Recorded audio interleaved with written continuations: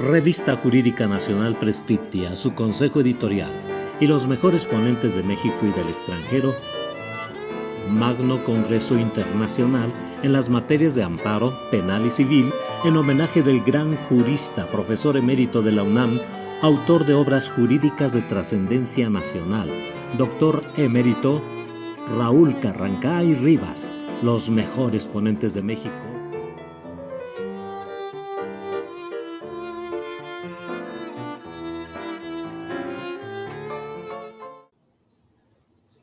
Buenas noches, espero que sí se me escuche bien.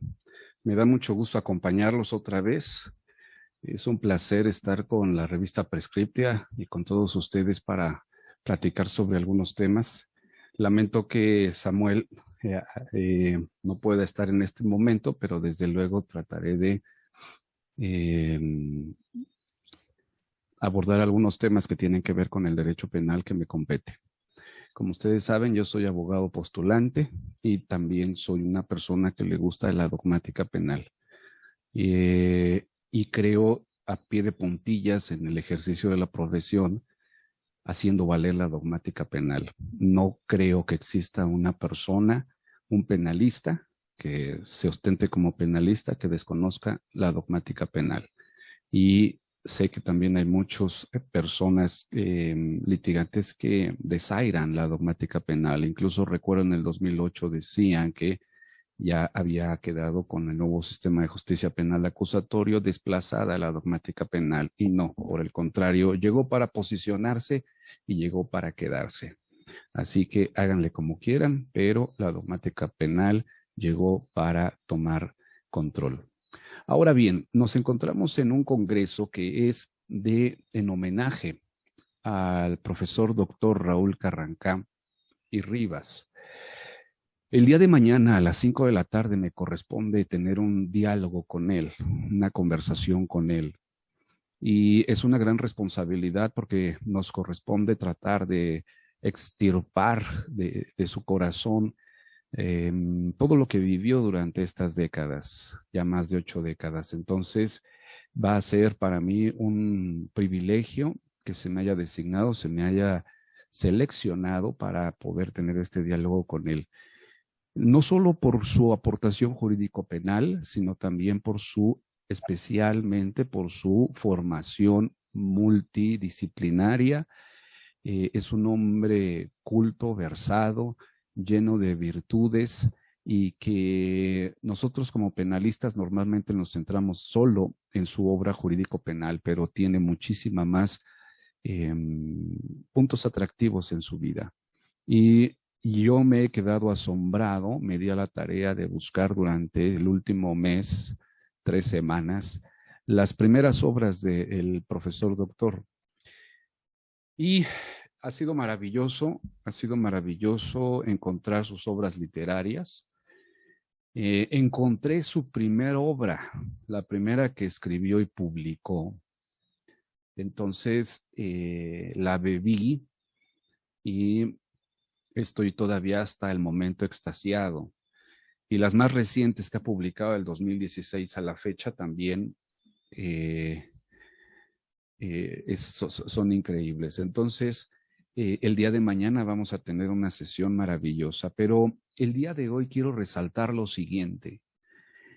Como el día de mañana nos vamos a concentrar en el perfil del intelectual humanista, en el perfil del jurista, el día de hoy quiero rescatar el valor jurídico penal del profesor doctor Raúl Carrancá y Rivas.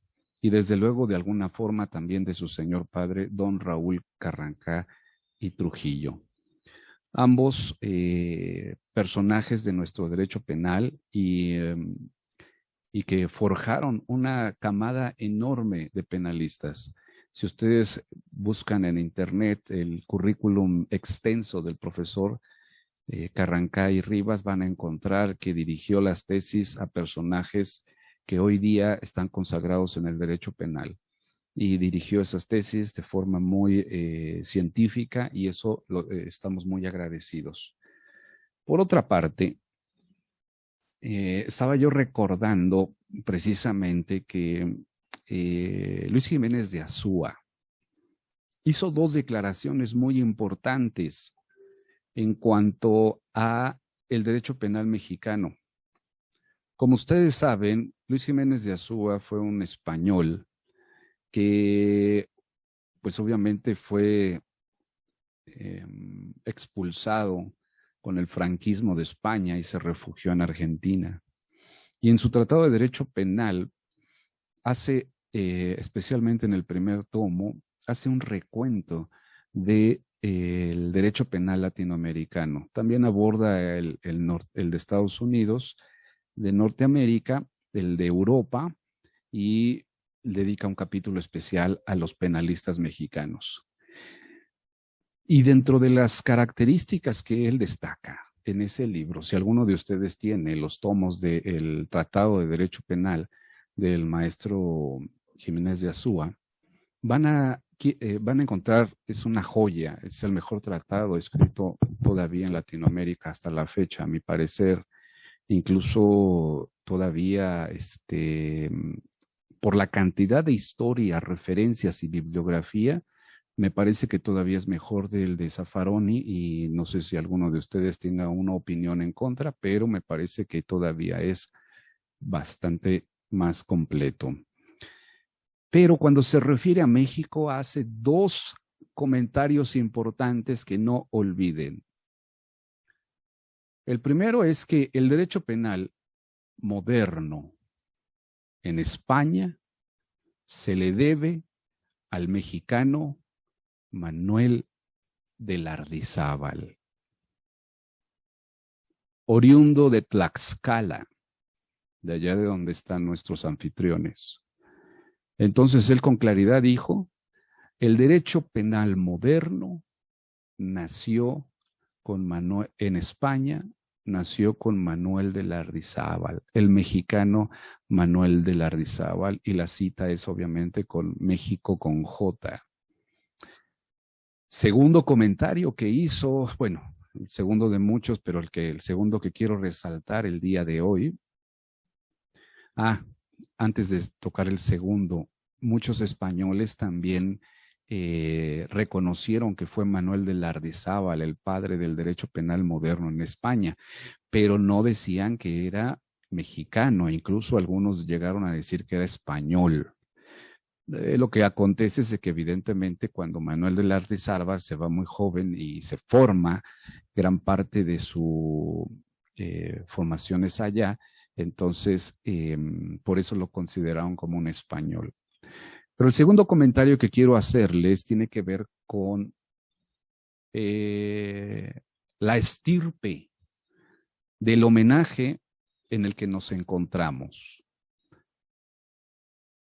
De toda la estirpe, tanto de don Raúl Carrancay Trujillo como de don Raúl Carrancay Rivas. En el mismo Tratado de Derecho Penal, el profesor Luis Jiménez de Azúa hace varios comentarios respecto a México. Por ahí escuché a alguien que tiene, vi en el chat, que tiene el tratado, dice Rosalba Herrera López. Rosalba, muy bien. Entonces, ¿por qué no me ayudas a buscar en el tomo 1 cuando habla respecto a el profesor Carranca y Trujillo, de su obra Derecho Penal Mexicano? Si lo tienes por ahí, ¿a poco lo tienes ahí en tu oficina, Rosalba?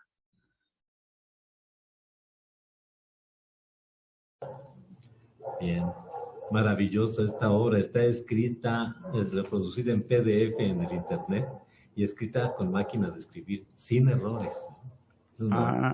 PDF está, esa sí no me la sabía. Pues yo sí. No, entonces mejor lo saco yo impreso, porque aunque soy casi millennial, siento que traigo la vieja escuela. Mejor espérenme, no me tardo nada. Bueno, ya que mientras va, Rosalba, les hago... No, aquí lo tengo ya. Bueno, iba a aclarar que Miguel Lardizábal y Uribe es originario de Tepetitla, Tlaxcala. Hizo una muy extraordinaria labor. Y en el derecho constitucional debe estar José Miguel Herrera. gente de Huamantla, pero ya para eso, pues hay estudiosos que saben mucho más que uno. Nosotros coincidentemente vamos encontrando estos puntos. Notables tlaxcaltecas. Notables tlaxcaltecas. Bueno, se puede hablar de otros más. Muy bien, cuando habla de los códigos modernos, ya dentro del capítulo número 16 de su primer tomo, dentro de los subcapítulos, el 13 lo dedica al derecho penal mexicano, de la página 1241 a la 1268. Ahora déjenme, porque yo lo tengo subrayado, y esa parte donde habla de don Carrancá.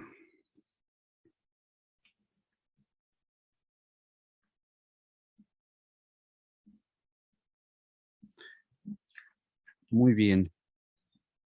Fíjense, el primer comentario, página 1274. No ha faltado, sin embargo, quienes afirmen la existencia de una doctrina mexicana en derecho penal. Lo pretenden Raúl Carrancá y Luis Garrido. Y 2 páginas antes, en la página 1272 del tratado, en el tomo 1, 1272, van a encontrar que cuando se refiere a Raúl Carrancá y Trujillo, dice Raúl Carrancá y Trujillo, que hizo su carrera en la Universidad de Madrid, desempeña otra de las cátedras de Derecho Penal en la citada Universidad Mexicana. Fue un juez y magistrado y es, sin disputa, el mejor penalista de México. Lo voy a repetir. Fue juez y magistrado y es, sin disputa, el mejor penalista de México. Su obra Derecho Penal Mexicano constituye uno de los 4 grandes tratados de nuestra disciplina en lengua española. Uno de los 4 tratados más importantes en habla hispana, en español. Y obviamente ese documento de Derecho Penal Mexicano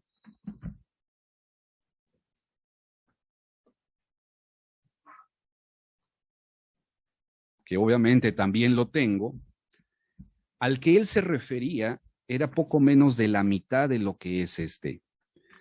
Porque don Raúl Carrancá y Rivas se encargó de complementarlo.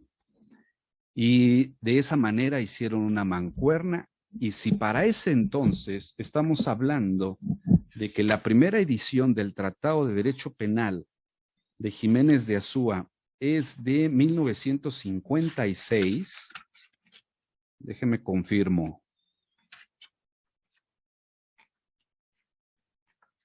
No, 1949, 1949, era uno de los 4 mejores tratados escritos en español.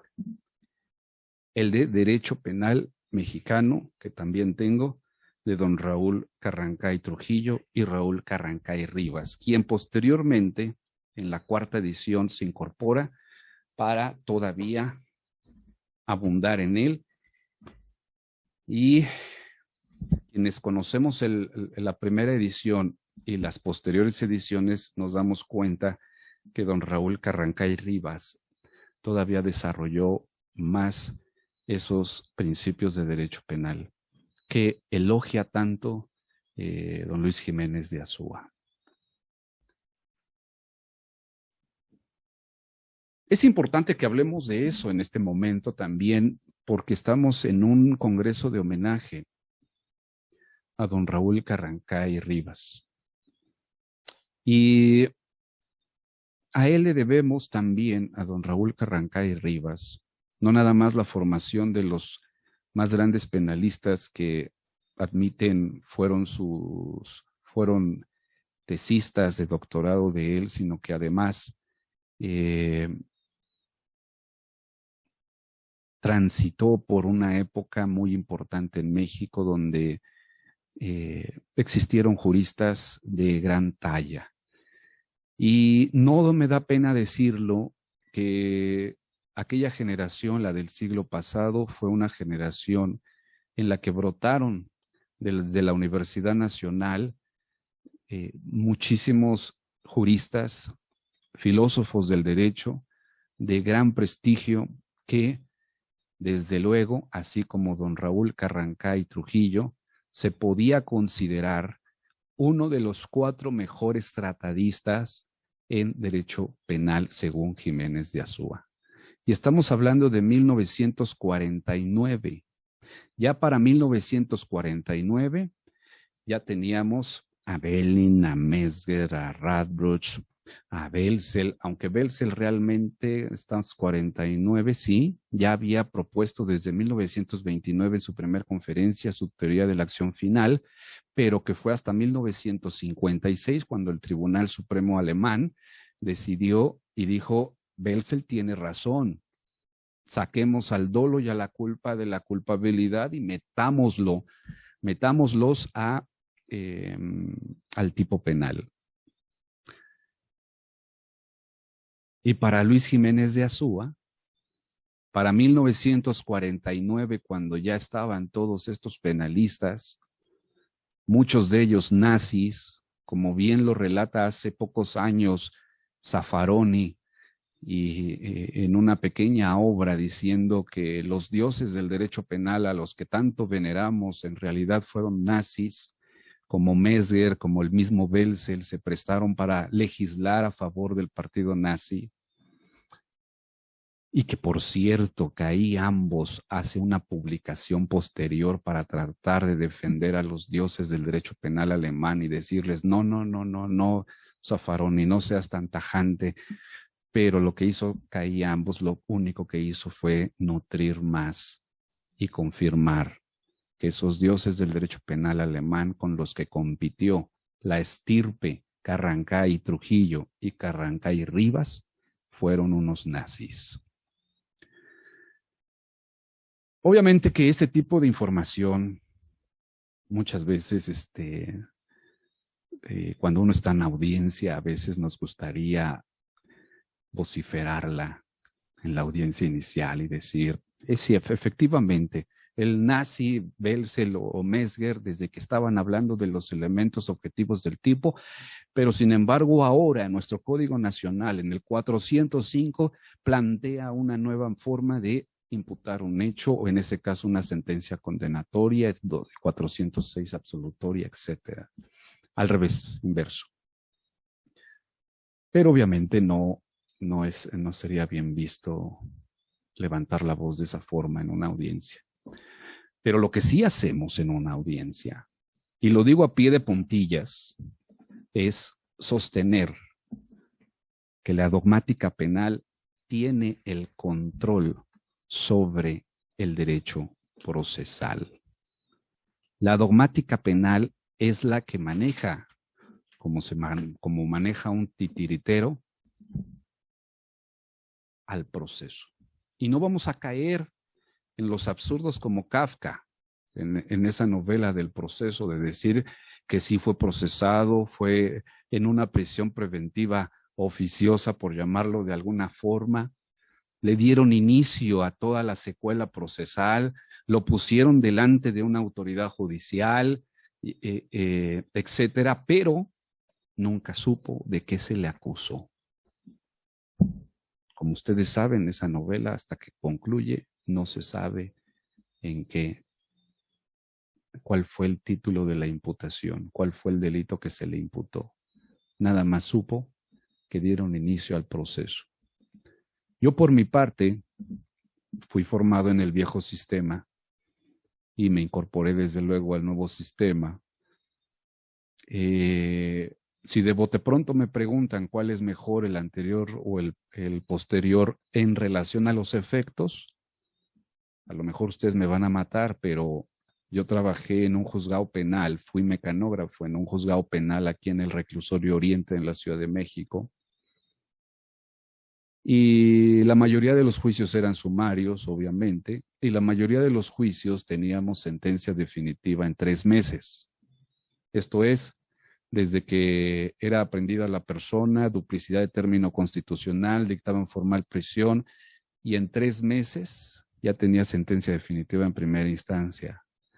La parte que se sentía lesionada, efectivamente recurría a través de la apelación y en otros 3 meses ya tenía su sentencia de apelación. Lo que sí se tardaba un montonal era el amparo directo, que llegaba a durar en promedio más de 1 año. Entonces, ahora, ustedes y yo sabemos, porque entre gitanos no nos leemos la mano, que ningún juicio, salvo aquellos que busquen una solución alterna, ningún juicio se resuelve en menos de 3 meses. Simplemente la investigación complementaria nos la ponen de cuánto a cuánto, de 2 a 6 meses en adelante, ¿no? Dependiendo si necesitamos incluso más tiempo, podemos pedir más tiempo. Pero 2 meses es la mínima. Nada más para la investigación complementaria, después tendremos la intermedia y ya después nos vamos a juicio. Entonces, en cuanto al tiempo, a la brevedad para estos juicios orales, fracasaron en este nuevo sistema. Son más largos que en el pasado, que en el viejo sistema. Y estoy seguro que muchos de ustedes, por lo que veo, también les tocó litigar el viejo sistema en lugares como la Ciudad de México, donde en 3 meses, en un procedimiento sumario, que eran la mayoría, ya teníamos sentencia de primera instancia. Otra cosa de la que también fracasó el nuevo sistema en tratar de sustituir, y ese es tal vez uno de sus fracasos más grandes, no sustituir, sino inventar una figura que no le corresponde al derecho procesal penal. La figura de el hecho que la ley señala como delito. En la doctrina procesal latinoamericana y predominan otras expresiones, por ejemplo, el hecho con apariencia de delito. Y en algunas audiencias, incluso en la Ciudad de México, escuchamos con los jueces de control que el mismo juez de control utiliza esa expresión, un hecho con apariencia de delito. Lo que dice nuestra Constitución Política y nuestro Código Nacional de Procedimientos Penales no es un hecho con apariencia de delito, sino un hecho que la ley señala como delito. En otros países, como por ejemplo Bolivia, Ecuador, dicen el hecho delictuoso. ¿Por qué digo que es uno de los grandes errores? Déjenme guardo estos 2 libros.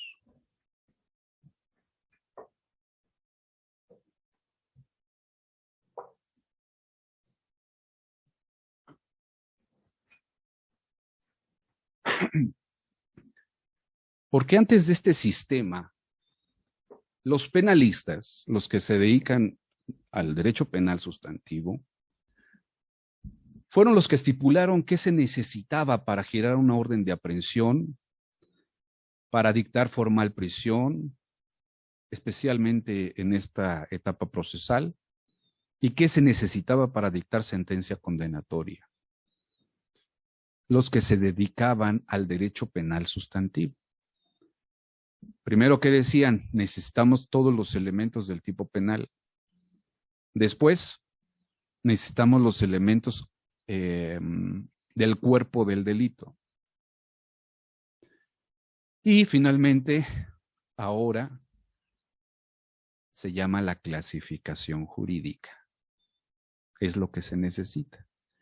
Si ustedes revisan el artículo 141 del Código Nacional de Procedimientos Penales, creo que es el párrafo 2, dice que para girar una orden de aprehensión es necesaria la clasificación jurídica, la cual está integrada por un tipo penal, un grado de ejecución, una forma de intervención, una naturaleza dolosa o culposa de la conducta y, en su caso, la clase de concurso, si es real o ideal. Pero les voy a decir un secreto y a lo mejor algunos ya lo saben. México es el único país de toda la familia romano-germánica que tiene el sistema penal acusatorio, que tiene esta figura jurídica de la clasificación jurídica con estos elementos. Es el único país. El resto de los países se fueron con la finta de ese nuevo sistema penal acusatorio, que nada más hay que buscarle una calificación de un hecho con apariencia de delito, que un hecho delictuoso, un hecho que la ley señala como delito y quién probablemente intervino, punto final. Y ellos poco a poco han tenido que estar a nivel de jurisprudencia moldeando que esa fórmula para imputar un hecho es muy endeble y por lo tanto no trae seguridad jurídica. Ustedes y yo padecimos de 2008 al 2014 en provincia, en las legislaciones procesales de provincia, porque no sabían ni siquiera qué elementos, qué datos de prueba o qué se debería acreditar en la audiencia inicial. Después del control de detención, cuando entrábamos al debate cuando se formula la imputación y el debate previo a la vinculación a proceso, uno trataba de exigir que se analizaran los elementos del tipo y decían, no, abogado, todos esos elementos del tipo váyase a juicio. Aquí nada más necesitamos un hecho con apariencia de delito. Grosso error. Fueron penalistas los que hace décadas dijeron, para solicitar un orden de aprehensión me reúne los elementos del tipo penal. ¿Y cuáles son? Elementos objetivos, subjetivos y normativos. ¿Y quién probablemente intervino? Después, cuerpo del delito. Cuerpo del delito, el concepto, ¿cuál es? Son los elementos objetivos o externos del tipo penal y además la probable responsabilidad. La probable responsabilidad la reunimos desde luego con la calidad de autor, coautor o autor mediato y desde luego el dolo o la culpa. Por eso sostengo que los procesalistas se metieron en un tema que no les correspondía. A los procesalistas les debió haber correspondido nada más plantear cuál es el camino. Pero la fórmula para imputar un hecho, para acusar a alguien, para solicitar un orden de aprehensión, para vincularlo a proceso, para dictar medidas cautelares, le correspondía a un penalista del derecho penal sustantivo. Y por eso en México, cuando terminaron el CNPP, esto lo sé de cierto y lo sé de cerca, ese borrador, recuerdo los dos engargolados, se los entregan a un penalista que ustedes conocen, todos conocemos, a veces cae muy mal, a veces es insoportable, pero ni modo, es amigo y hay que aguantarlo. Se llama Rubén Quintino. El entonces Procurador General de la República le dijo, Quintino, mira, este es el borrador del CNPP. Tenemos que publicarlo pronto, ya está cabildeado, los partidos ya lo aprobaron, así que métele, revísalo y métele lo que puedas de derecho penal sustantivo, porque aunque tú ya tienes tu borrador de Código Penal Nacional, en el cabildeo no pasó y por lo tanto nada más va a pasar el CNPP. Y le dieron pocos días a Rubén y se le ocurrió ingresar la clasificación jurídica. El problema es de que la mayoría de las personas que se capacitaron en el sistema penal acusatorio lo hicieron conforme a la doctrina tradicional latinoamericana e incluso la norteamericana del juicio oral. Pero nadie les dijo que está escondida en el CNPP la clasificación jurídica. Y qué bueno que a Rubén se le ocurrió, por más detestable que sea como persona, así lo amamos, así lo adoramos, así nos encanta también. Y así llevamos una amistad de más de 25 años. Y nosotros, México, tiene, al igual que con Lardizábal, al igual que con la estirpe Carrancá y Trujillo y Rivas, tiene ahora una figura jurídica con calidad de exportación que se llama la clasificación jurídica. Por eso, estoy consciente que hubo debate en la Corte sobre si el hecho que la ley señala como delito tenía que tener nada más las circunstancias fácticas de cómo aconteció el hecho y quién probablemente intervino y que ese hecho parezca delito. Finalmente hay una jurisprudencia que se resuelve por contradicción de tesis. Por aquí la tenía impresa.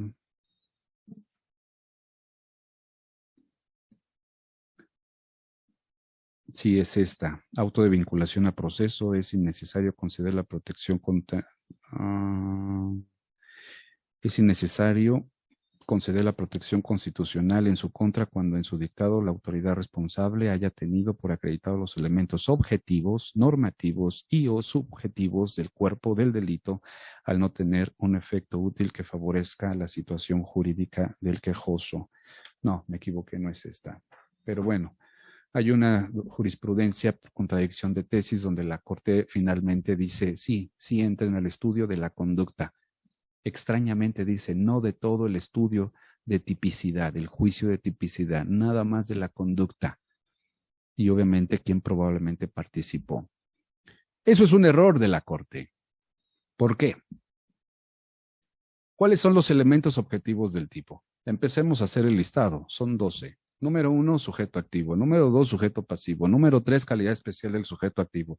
Número 4, calidad especial del sujeto pasivo. Número 5, bien jurídico. Número 6, conducta. Número 7, resultado. Número 8, nexo causal. Número 9, medios comisivos. Número 10,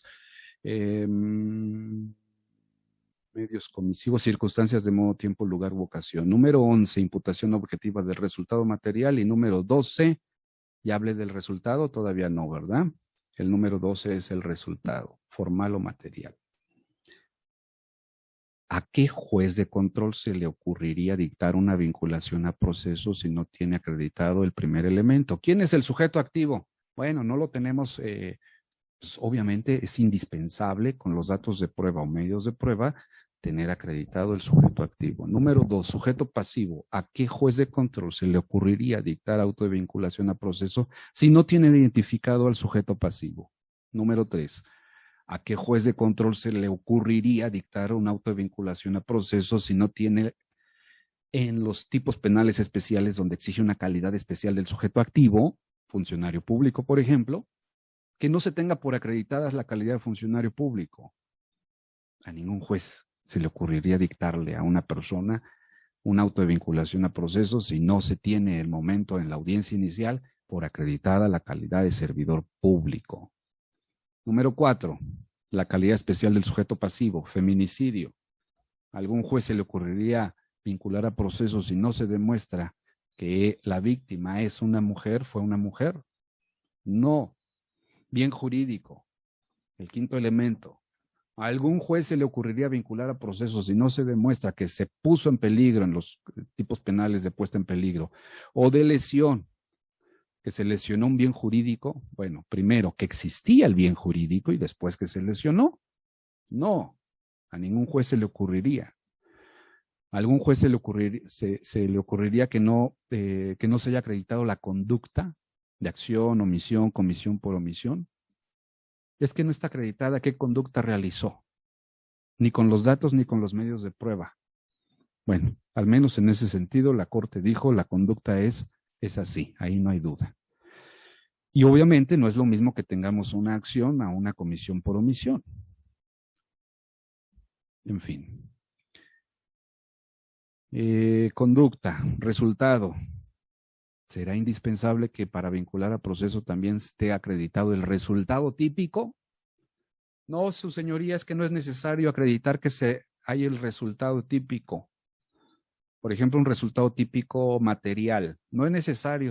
¿Cómo no va a ser necesario? Medios comisivos. Ahora que en la Ciudad de México tenemos como medio comisivo la motocicleta y que se agrava, desde luego, la pena, desde la audiencia inicial, ¿ustedes creen que es necesario demostrar con datos o medios de prueba que iba en motocicleta para cometer el robo? Obviamente, eso repercute ¿en qué? Repercute incluso en la libertad. Y repercute en todos los demás aspectos procesales, en las medidas cautelares, en las soluciones alternas, en la suspensión, etcétera, etcétera. Repercute en todo. Bueno, las circunstancias de modo, tiempo, lugar u ocasión obviamente también las exige el tipo, son indispensables. La imputación objetiva, ya todos los que estamos aquí dominamos perfectamente la imputación objetiva. Ya sabemos que la imputación objetiva tiene 3 elementos. Número 1, la creación de un riesgo no permitido. Que ese riesgo no permitido se concrete en un resultado típico material y que el resultado típico material pertenezca al ámbito protector de la norma. Todos los que estamos aquí ya dominamos la imputación objetiva y la hacemos valer en juicio. Entonces, ¿ustedes creen que no es necesario un funcionario público que a lo mejor se descuida para que le roben sus expedientes en alguna dependencia y creó un riesgo no permitido? Sí. Ese riesgo no permitido se concretó en un resultado que se robaran los expedientes, sí. Y que ese robo de expedientes está protegido por la norma penal, sí. Eso se llama imputación objetiva del resultado material. Y ya, como ya me hice bola de los 12 elementos del tipo, ya no me acuerdo cuál es el que me falta. Pero con esto quiero demostrarles que después de 13 años que empezó con la reforma penal, sistema penal acusatorio, ha dado tumbos y tumbos. Ah, sí, Rosalba me dijo el nexo causal.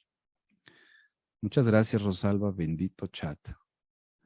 Nexo causal. ¿Cuál es el concepto de nexo causal? Es la relación lógico-natural que existe entre la conducta del autor y el resultado típico material.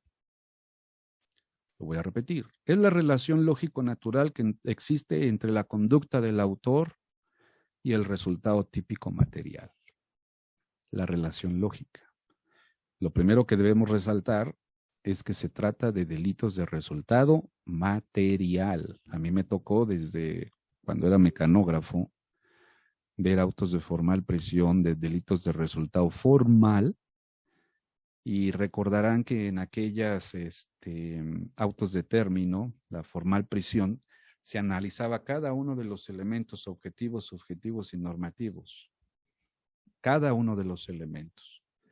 Y cuando se entraba al nexo causal, decía que sí existía nexo causal en delitos de resultado formal. Eso es falso.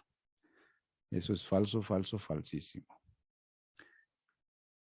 O bien, desde aquel entonces, desde luego, la vieja escuela, muy vieja escuela, seguía pensando que la acción, esto es la conducta, primero se llamó acción siglo XIX, después se dieron cuenta que también hay delitos de omisión por comisión. A nosotros le llamamos comisión por omisión, o impropia también se le llama en la doctrina. Y después conocimos que también existen delitos de omisión simple. Pero originalmente el concepto de delito es una acción típica, antijurídica, culpable y punible. Y hasta le hicieron fanfarrias en decir que la teoría pentatónica, tetratónica y bla, bla, bla. No. Lamentablemente llegaron algunas enseñanzas o no sé si malas traducciones, pero la acción, concretamente la conducta, toda la vida ha sido un elemento objetivo del tipo. ¿Se imaginan una conducta que no sea típica? Siempre ha sido un elemento del tipo. El problema es de que al momento de hacer el concepto decían acción típica, antijurídica, culpable y punible. En el tema de la punibilidad ya está superado, pero todavía he escuchado incluso en algunos colegas que dicen que la acción es un elemento ajeno al tipo, que es un elemento independiente. Y también los comprendo porque en realidad ese es uno de los grandes errores de Roxin. dígase con todas sus palabras. Si ustedes leen,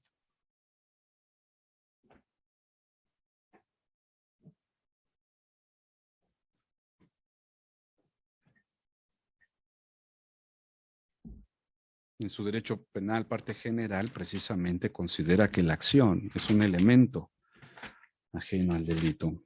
No incluye la pena, pero sí la acción como un elemento aparte del tipo. Nada más es muy sencillo. Váyanse a el índice y con eso será suficiente.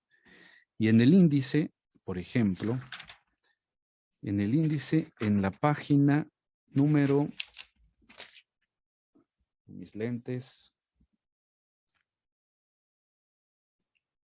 232 empieza a hablar de la acción y hasta la 275 ya habla del tipo. Pero obviamente el concepto de acción, ahora nosotros ya lo conocemos, ya no hay debate en el derecho penal moderno, no se le llama acción sino conducta, y esa conducta puede ser de acción, omisión o comisión por omisión. Y la conducta solo existe si es típica. Si no es típica, entonces es un acontecimiento de la naturaleza. Y ya vi que pusieron los ojos cuadrados por hablar yo mal de Roxin, ¿eh? Pero esa es la verdad. Y sé que en México la mayoría de los doctrinarios se dicen fieles discípulos de Klaus Roxin y fueron a España a brevarse con los funcionalistas, como especialmente creo que el fan número uno del funcionalismo en España es el hijo de... Ay, espérenme.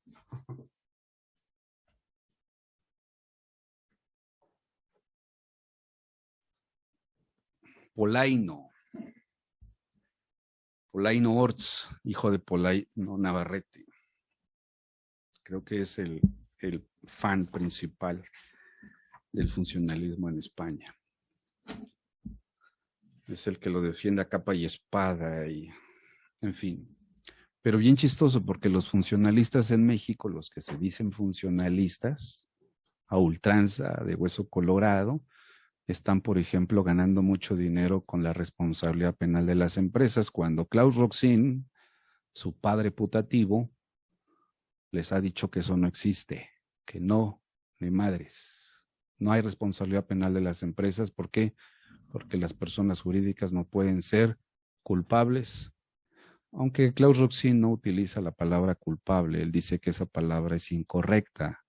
Cuando Reinhard von Freud en 1907 dijo culpabilidad es reprochabilidad, la expresión no es bella, pero no encuentro una mejor, Klaus Roxin dijo, es que la palabra correcta no es culpabilidad, es responsabilidad. Y las personas jurídicas no pueden ser responsables. Por cierto, Rubén Quintino, váyanse a su página de Facebook hace 2 o 3 días. Relata en una pequeña carta debate respecto de Schunemann, de cómo en realidad Roxin es un normativista. Porque ya ven que nos lo han vendido como un teleológico, pero en realidad es un normativista. Ahí se los dejo de tareas, si es que se pueden dejar tareas en este tipo de cursos. Me dijeron que me callara a las 9 de la noche. Tengo 2 minutos nada más para cerrar esta conferencia. Manuel de Lardizábal fue a inventar, a crear el derecho penal moderno en España. Raúl Carrancay Trujillo y posteriormente con Raúl Carrancay Rivas redactaron uno de los mejores 4 tratados de derecho penal que existían hasta 1949.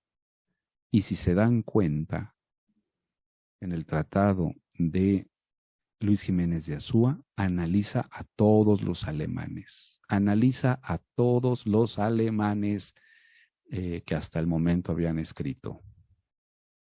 No se le pasó ni uno. Y dijo Raúl Carrancá y Trujillo es el mejor penalista, sin duda, decía, o sin temor a equivocarme. ¿Cómo? Ay, ¿alguien se acuerda cuál era la expresión? Hay que memorizarla, ponerla en un letrero en la entrada del despacho. ¿Cuál era? ¿Alguien lo tiene a la mano? ¿Sí lo buscó alguien o no? Tremendos. Pero bueno, muy bien. Entonces, y ahora, la otra figura jurídica con calidad de exportación se llama clasificación jurídica. Y no nada más la necesitamos en términos del 141. No, señor. Tampoco, no nada más la necesitamos. Déjeme buscar mi encendedor que ya lo perdí.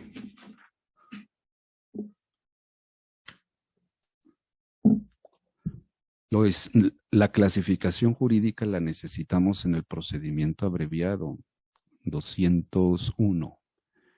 La necesitamos en la suspensión 208, 209 y 210, creo. La necesitamos como requisitos para vincular a proceso 216. La necesitamos como en el contenido de la acusación, en el 235. Sí, creo que sí. Obviamente, cuando el juez reclasifica 398, necesita la clasificación jurídica. En la sentencia absolutoria, Ana Castellanos, eso iba a decir. ¿Qué me ibas a decir, Ana? Que faltaba la bocanada de cigarro y la copa de vino. Fíjate que no pude pasar por mi copa de vino, pero prometo mañana tenerla a la mano. La sentencia absolutoria 405, donde por cierto es obvio, nada más dice delito es tipo, antijuricidad de culpabilidad, por lo tanto no separa a la conducta del tipo. Toda conducta es típica, punto final. Es obvio. En el 405. Y la condenatoria con el 406 también necesitamos la clasificación jurídica. Y en la ejecución de sanciones penales también necesitamos clasificación jurídica.